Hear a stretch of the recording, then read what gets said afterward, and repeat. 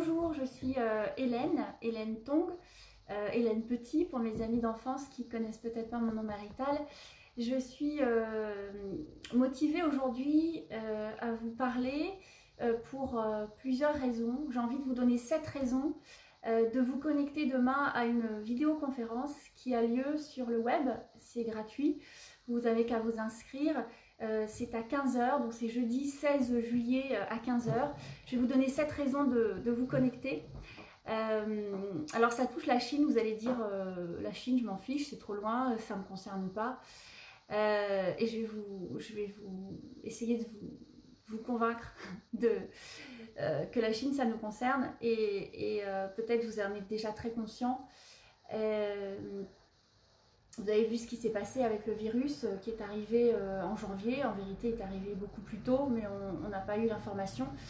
Et là, il y a des gens qui meurent, d'ailleurs on ne sait pas combien précisément, qui meurent du coronavirus parce que c'est, voilà, pour plein de raisons, c'est mal. Les chiffres sont pas faciles à déterminer avec précision. Donc voilà, des Français sont en train de mourir d'un virus qui vient de Chine. Ça fait aucun doute que ça vient de Chine, même si la Chine voudrait nous faire croire que ça vient d'ailleurs. Donc bien sûr que ça nous concerne, la Chine. Deuxième raison, vous savez que depuis des décennies maintenant, nos produits courants, alimentaires et produits du quotidien sont majoritairement fabriqués en Chine. Arte a fait un reportage récemment qui prouvait que ils disent bien tous les produits bas prix sont produits dans des camps de travaux forcés en Chine. Donc on a beaucoup d'éléments maintenant sur ce sujet-là, et aussi même les denrées alimentaires. Et ça fait très peur parce que quand on s'intéresse un petit peu à la Chine, on se rend compte qu'il y a beaucoup de scandales sanitaires là-bas. Tous les jours, des gens meurent de ce qu'ils mangent en Chine. Il n'y a pas que la pollution, il y a aussi la corruption qui fait que l'industrie agroalimentaire est très mal réglementée. Et même s'il y a des lois, elles ne sont pas respectées en raison de la corruption. Donc voilà 4 raisons de s'intéresser à la Chine et de ne plus penser que la Chine c'est loin et que ça ne nous concerne pas. Alors vous allez vous dire pourquoi j'ai envie de vous parler. Déjà vous êtes qui? J'ai envie de vous parler à ma famille, à mes amis, à des amis que je connaisse, pour certains depuis l'école primaire, pour d'autres le lycée, l'université. Et puis ensuite, j'ai voyagé en Chine, au Canada et en Amérique. Et donc, au fil du temps, voilà, je suis contente d'avoir pu rester en contact avec beaucoup d'entre vous grâce à Facebook.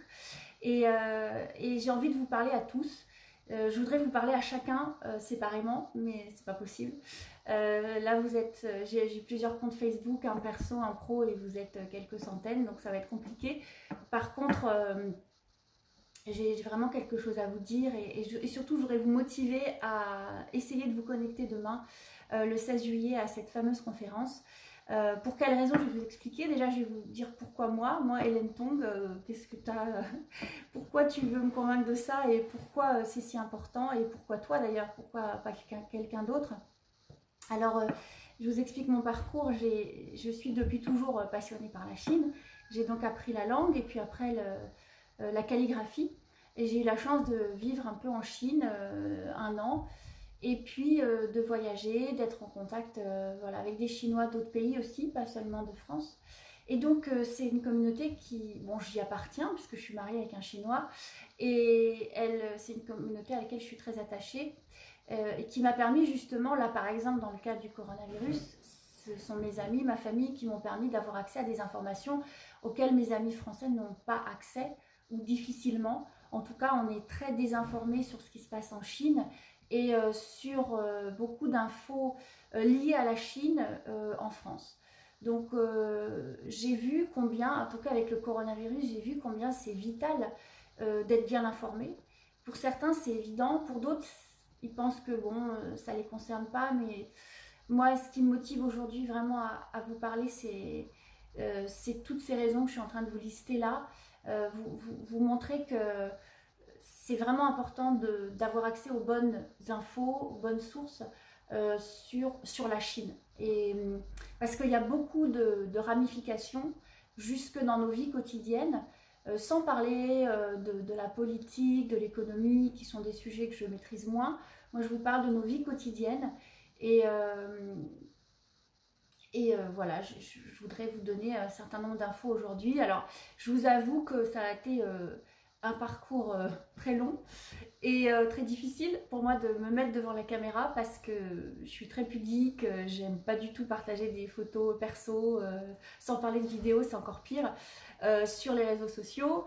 Je suis assez un peu informée et comme vous, j'imagine, sur nos vies privées qui sont très surveillées par Facebook, Google et autres. Et même si on n'a rien à cacher et même si on ne se sent pas en danger, c'est quand même assez dérangeant de savoir tout ce qu'on fait avec nos... Et justement de ne pas savoir tout ce qu'on fait avec nos données personnelles. On n'imagine pas tout ce qui est en train d'être fait avec nos données personnelles. Pas seulement en termes de marketing, mais aussi en termes de politique, manipulation d'opinion, etc. Donc c'est pour toutes ces raisons-là, j'ai jamais voilà, publié de photos perso sur Facebook, et sans parler de faire une vidéo. Mais là aujourd'hui, j'ai dépassé tous mes barrages, tous mes blocages, et je prends le téléphone pour donc vous donner les raisons en tout cas vous encourager. Je ne veux pas vous convaincre absolument, mais je veux juste vous encourager, ça vaut vraiment le coup. On a organisé, je vous dis, une vidéoconférence en rassemblant des experts, des patrons d'ONG, journalistes, avocats, médecins, des personnes qui travaillent depuis, pour certains, plusieurs décennies sur la Chine, les droits de l'homme et leurs domaines chacun. Ils ont chacun des domaines différents, ils s'intéressent à beaucoup de sujets, pas qu'à la Chine et pas que aux minorités religieuses persécutées en Chine. Ils sont pour certains avec un spectre d'action très large. Et demain, vous aurez accès à ces experts, vous pourrez leur poser des questions en direct via cette vidéoconférence. Je vous donne le lien dans la vidéo, vous pouvez donc vous inscrire tout de suite, c'est gratuit. Et voilà, c'est à 15h. Et ça durera à peu près 1h30, 1 heure d'intervention et 30 minutes de questions-réponses.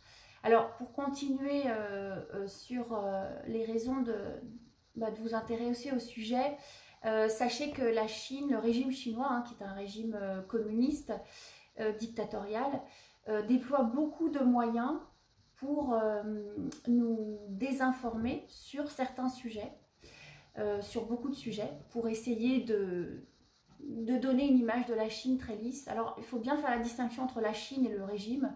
La Chine, le peuple, l'histoire de Chine, c'est quelque chose de complètement séparé du régime et du Parti communiste chinois. Et souvent, on mélange, et d'ailleurs la Chine, moi aussi je dis la Chine là, le régime chinois veut faire la confusion. C'est-à-dire qu'on ne peut pas aujourd'hui critiquer la Chine. Ils disent ah, vous êtes des ennemis de la Chine, mais non, moi je suis une amie de la Chine, j'adore la Chine, je suis mariée avec un Chinois, je suis passionnée par leur culture. Ce dont je parle, c'est le régime, c'est ce parti communiste qui a pris le pouvoir par la force en tuant beaucoup de Chinois en 1949 et qui est toujours au pouvoir et qui continue de tuer beaucoup de Chinois, on ne sait pas combien, et on en parlera demain d'ailleurs. Et c'est ça qu'on vise, c'est le Parti communiste chinois, qui n'a rien à voir avec la Chine, qui d'ailleurs, pour la petite anecdote, l'idéologie communiste, c'est une idéologie voilà, issue de Marx, qui est très très éloignée des valeurs chinoises, des valeurs traditionnelles chinoises.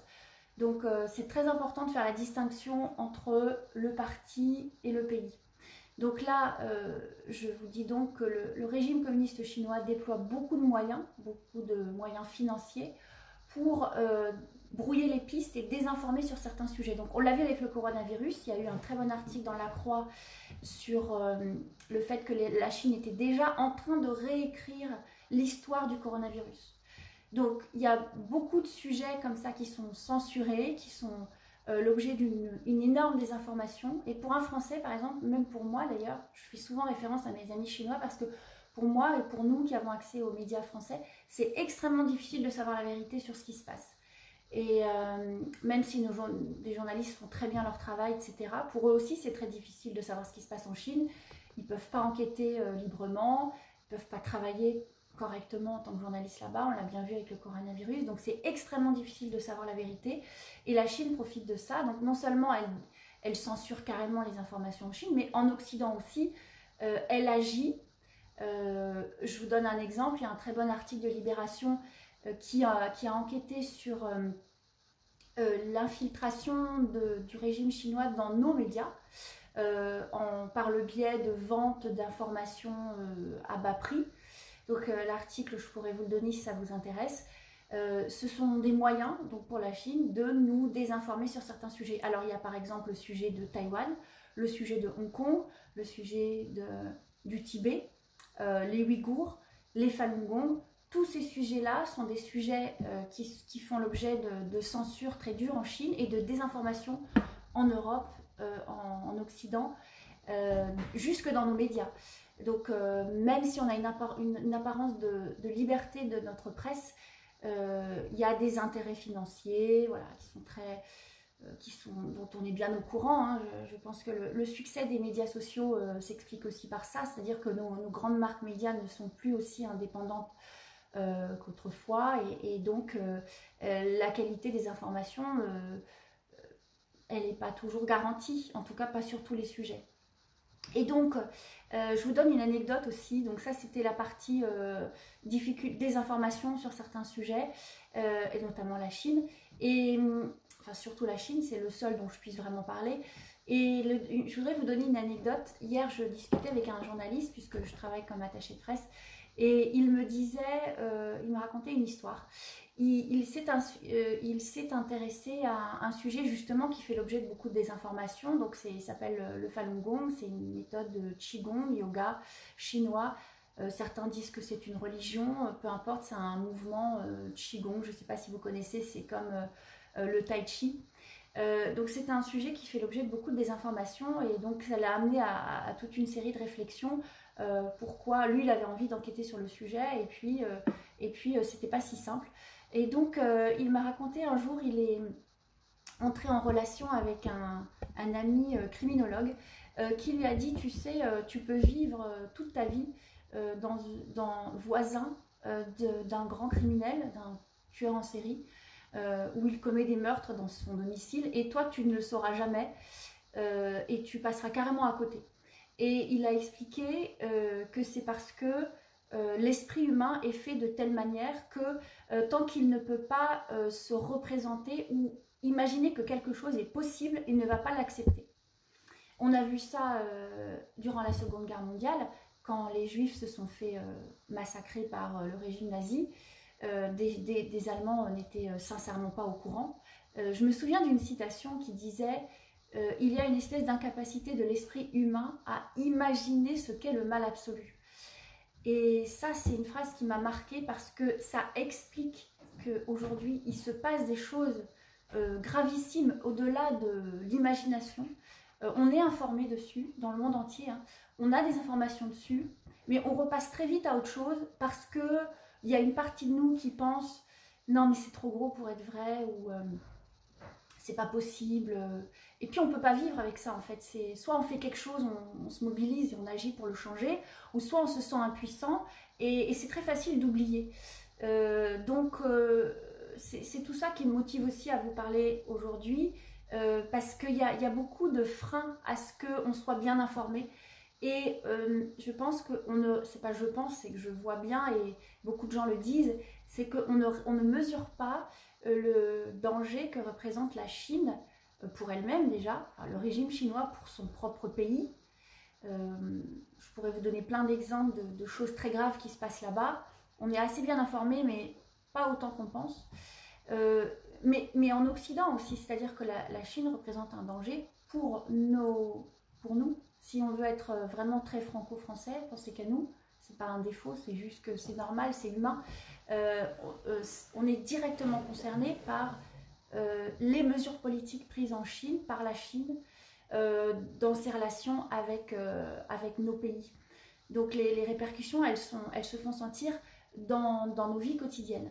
Donc c'est pour ça que je vous encourage à vous connecter demain à la conférence, pour ouvrir les yeux peut-être sur certaines choses sur lesquelles vous n'êtes peut-être pas informé encore ou pas beaucoup.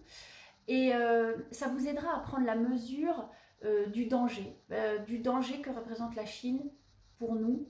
Voilà, la Chine, vous m'avez compris, le régime communiste chinois, le danger qu'il représente pour nous en Occident. Et je voudrais finir par une petite remarque que j'ai entendue d'un grand avocat des droits de l'homme qui sera là d'ailleurs demain, qui s'appelle David Matas.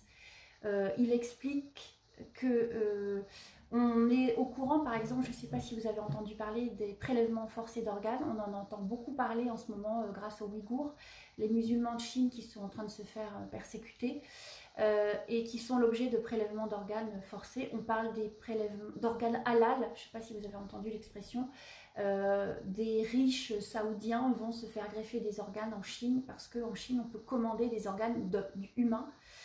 Et voilà, avoir une garantie sur la qualité, etc. Enfin, c'est monstrueux.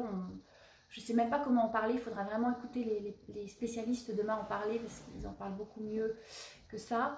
Et ce monsieur Maître Matas explique que on sait depuis 2006, lui il a enquêté sur le sujet, on sait depuis l'année 2006 que le régime chinois tue des pratiquants de Falun Gong pour prélever leurs organes. On a des preuves, des témoignages, des enregistrements audio, on a vu des sites internet chinois qui faisaient la promotion de ces organes à des prix très élevés. Donc on a une avalanche de preuves. C'est pas comme si c'est trop gros, on n'y croit pas. Les preuves, elles sont très nombreuses, elles ont été bien documentées, bien organisées dans différents rapports, différents articles de presse, et aussi un tribunal à Londres, le China Tribunal, qui a rendu son jugement en mars dernier, enfin cette année, là en 2020. Donc les preuves, on les a. On sait que ça existe depuis 2006. Pourquoi ça continue alors qu'on sait depuis 2006? Comment c'est possible? Comment les autres pays ont pu continuer à faire du business avec la Chine, y compris du business médical, alors qu'on sait que la Chine tue des hommes pour prélever leurs organes et les revendre à des patients à très haut prix. Donc comment c'est possible depuis 2006? Eh bien, Maître Matas explique que comment c'est possible que ça continue. On voit que maintenant ce sont les Ouïghours qui nous informent, qui sont l'objet de ces prélèvements d'organes. On le sait depuis longtemps, mais maintenant il y a une prise de conscience. Et maintenant, regardez ce qui se passe à Hong Kong. Et Maître Matas explique, donc à Hong Kong, vous avez vu, hein, le régime chinois est en train de presque annexer cette ville qui était jusque-là, qui jouissait d'une relative liberté économique, liberté d'expression, et petit à petit le régime communiste grignote, et là il grignote plus du tout, là il se jette sur Hong Kong en tuant des Hongkongais qui manifestent pour préserver leur liberté. Donc le régime chinois a gagné du terrain, parce qu'on l'a laissé faire.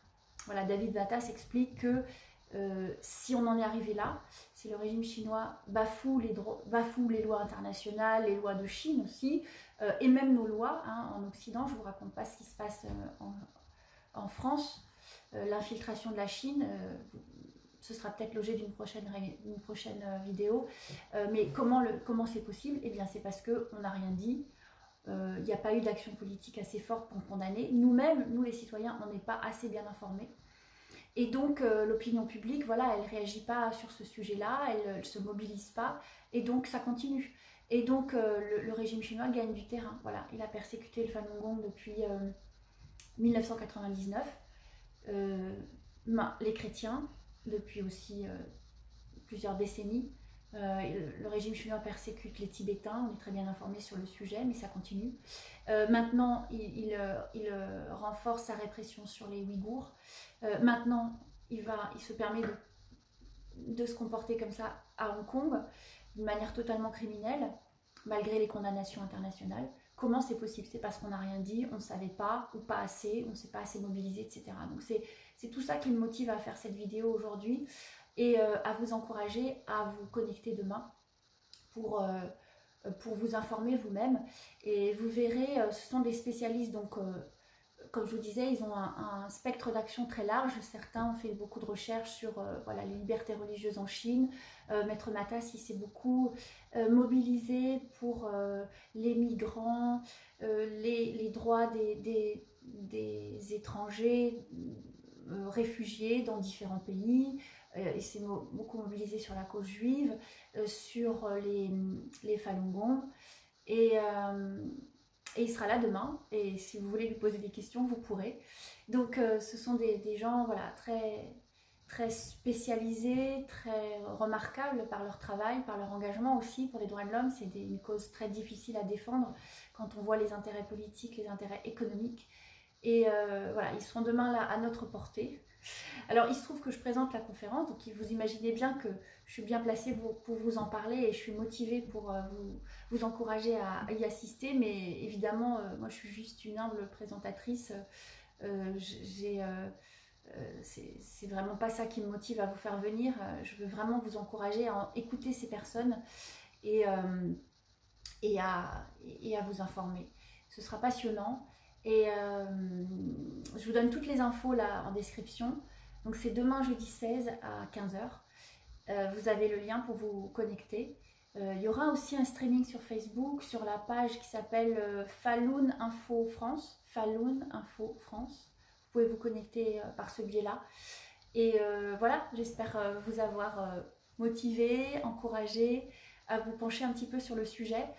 Et dites-moi ce que vous en pensez en commentaire et à bientôt.